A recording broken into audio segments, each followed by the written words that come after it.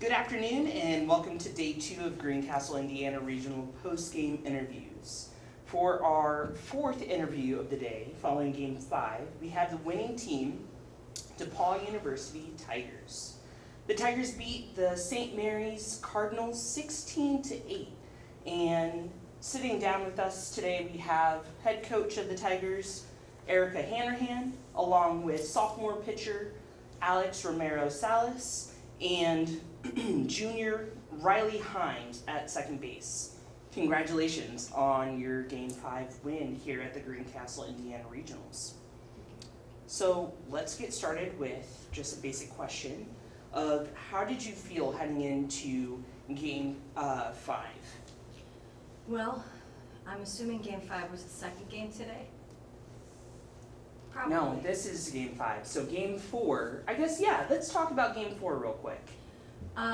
Today was going to be a day where we had to win a doubleheader, right? You don't think about everything in front of you. We got into this situation last weekend in the conference tournament where we lost to Heim in our second game of the first day, and we knew that we were going to have to win 2 days in a row, 3 games, and go through every opponent, and we knew that was going to be the same case here. And so you can't do it all in one day. You got to do one thing at a time. So we talked about Baldwin-Wallace and just focused on them, and luckily our bats were really going today. And so that was, every day is a new day, right? Softball's a game of inches. People get hot at certain times. These teams we're playing here, it's anyone's game, and we're well aware of it. It's why they've won as much as they have, and they're here. So today was just our day against both of these teams. Our bats got hot. Very hot, in fact. Very hot, late. A couple of these too. Late, yes. So let's ask, Riley and Alex, what were y'all thinking heading, later into both of these games? You were down. Alex loves to talk, so she'd like to go first. Okay, so I think we, from our loss yesterday, we just ahead of the game, we just had to refocus, I guess, and we were just all excited, and I guess we were all just hungry to win.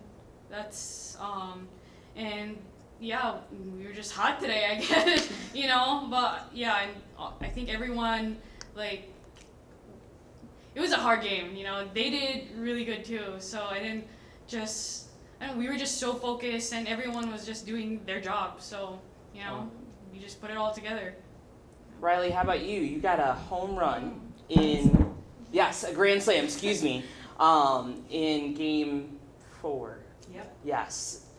How did that feel? I mean, it felt good, obviously. Really put us up there, and I think kind of give us the little edge we needed to really get going and keep our bats going. But, I mean, I agree with everything Alex said. We were not ready for our season to be done, so we were very focused and just, ready to go. Weren't going to lose.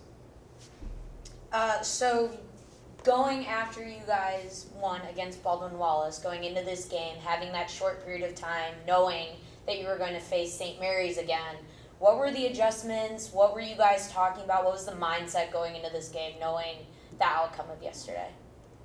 Go ahead. Okay. I feel like it's the same thing as it was against Baldwin-Wallace, is that we know that St. Mary's was a good team. They beat us yesterday, but again, we didn't want our season to end, so we refocused right away, just kind of like we did in our conference tourney when we had to. So I think that's the biggest thing, is we're pretty good at focusing on the team that we're playing, and then right after focusing on the next team we have, because you take it game by game. So I think that's what we're really good at. You want to add anything to that, Alex? Maybe in game we're just we just take it pitch by pitch. We just try to all stay calm. If we do an error, then let's rethink, regroup, and then forget about it, and let's just go to the next play. That's good. Okay, Coach, this question is for you. So you have a very talented roster filled with a lot of girls that wear a lot of different hats. How did that play into your decision making today in Game 4 and Game 5? I think every time we go in.